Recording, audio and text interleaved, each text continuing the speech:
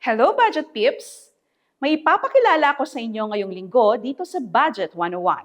Si Billy Bayong, isa sa 3 innovative digital platforms na inilunsad ng Government Procurement Policy Board Technical Support Office o GPPB-TSO.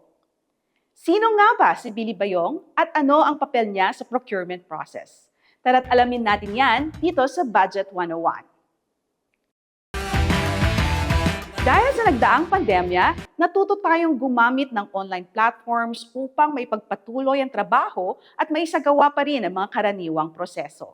Kaya naman, ipinakilala ng GPPB-TSO si Billy Bayong, ang brand ambassador ng ahensya upang lalong makaengganyo sa digital space ang mga infographic material ng ahensya tungkol sa public procurement.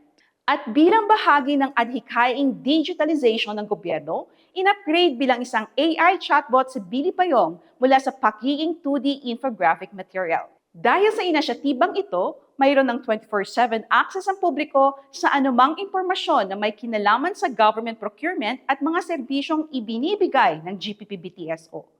Anumang tanong ay sisiguruhin ni Billy Bayong na masasagot ito ng konkreto at eksakto.